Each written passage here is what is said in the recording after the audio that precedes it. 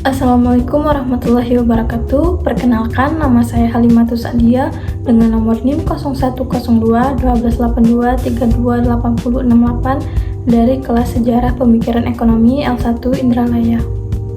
Di sini saya akan menjelaskan materi tentang aliran sisi penawaran menurut Harold McClure.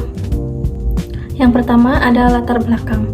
Ekonomi sisi penawaran atau supply side economics muncul sebagai respon terhadap stagflasi yang melanda negara-negara barat pada dekade 1970-an. Kombinasi ini mematikan antara inflasi tinggi dan pertumbuhan ekonomi yang mandek.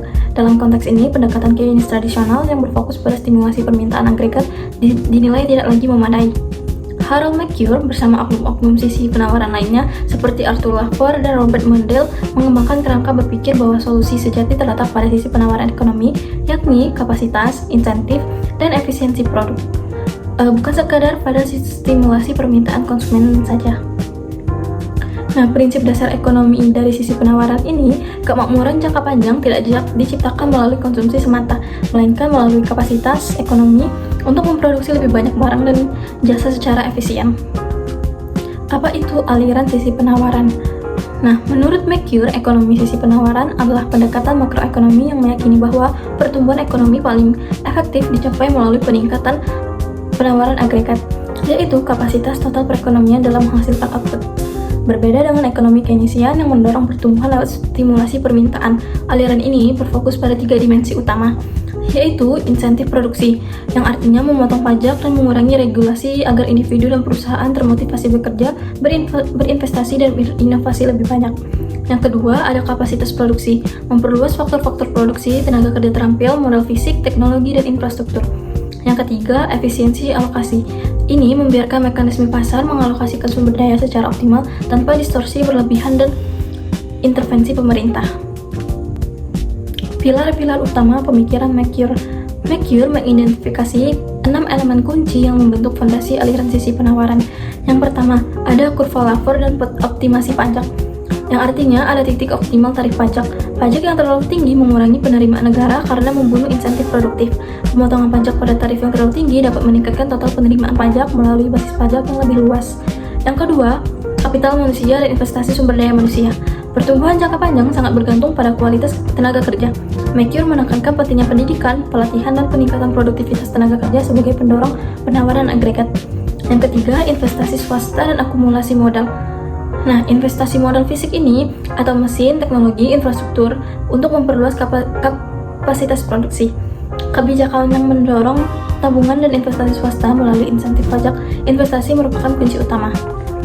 Yang keempat, ada deregulasi dan fleksibilitas pasar. Regulasi berlebihan meningkatkan biaya produksi dan menghambat inovasi. McClure mendukung deregulasi selektif agar pasar beroperasi lebih efisien di sektor tenaga kerja, keuangan, dan perdagangan. Yang kelima, ada kemajuan teknologi atau inovasi endogen. Inovasi akan kemajuan teknologi adalah mesin pertumbuhan utama. Kebijakan yang mendukung R&D, perlindungan kekayaan intelektual, dan ekosistem inovasi akan memperluas batas kemungkinan produksi. Yang keenam, ada stabilitas moneter. Inflasi yang rendah dan stabil adalah persyaratan penting. Ketidakpastian harga merusak perencanaan investasi jangka panjang. McClure mendukung kebijakan moneter yang disiplin dan kredibel. Lalu, rekomendasi kebijakan sisi penawaran. Dari kerangka teoritis McClure, lahir serangkaian rekomendasi kebijakan konkret yang pernah diterapkan di berbagai negara. Kebijakan utama yang direkomendasikan yaitu pemotongan pajak marginal, yang artinya menurunkan tarif pajak penghasilan tertinggi dan pajak korporasi untuk meningkatkan insentif bekerja dan berinvestasi. Kedua, deregulasi industri, yang artinya menghapus regulasi yang tidak perlu di berbagai sektor untuk menurunkan biaya kebutuhan dan mendorong persaingan. Ketiga, liberalisasi perdagangan, membuka pasar internasional untuk mendorong spesialisasi, efisiensi, dan akses terhadap teknologi dan modal global. Yang keempat, ada investasi infrastruktur, pembangunan infrastruktur produktif atau jalan, energi, digital untuk menurunkan biaya transaksi dan memperluas kapasitas produksi. Kelima, pendidikan dan pelatihan, investasi dalam kapital manusia melalui sistem pendidikan berkualitas dan program pelatihan vokasional. Yang terakhir, ada kebijakan moneter ketat, menjaga inflasi rendah dan stabil sebagai fondasi perencanaan investasi jangka panjang yang berkelanjutan. Selanjutnya, komparasi sisi penawaran versus sisi permintaan. Untuk memahami aliran Merkur secara lebih tajam, berikut perbandingannya dengan pendekatan Keynesian yang berorientasi sisi permintaan.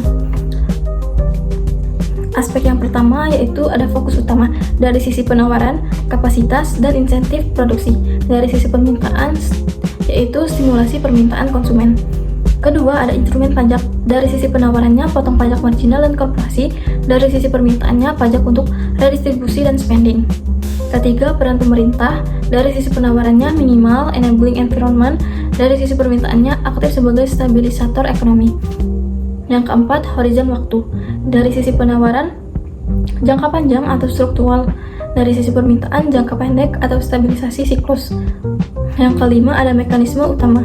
Dari sisi penawarannya, investasi, inovasi, dan produktivitas. Dari sisi permintaan, multiplier pengeluaran pemerintah.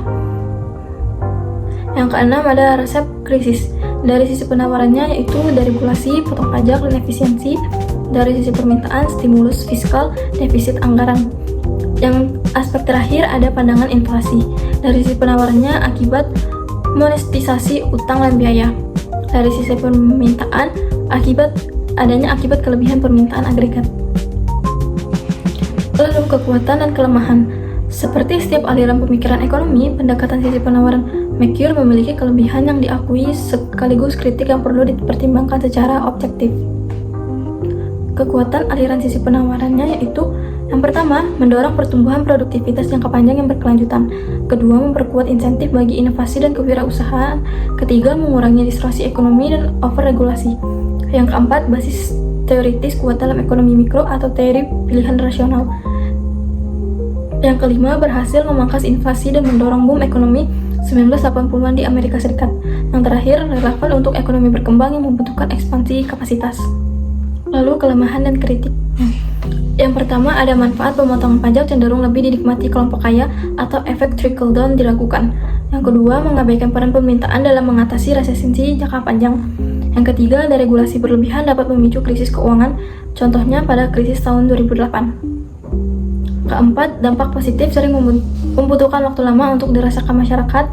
Kelima, dapat memperburuk ketimpangan distribusi pendapatan.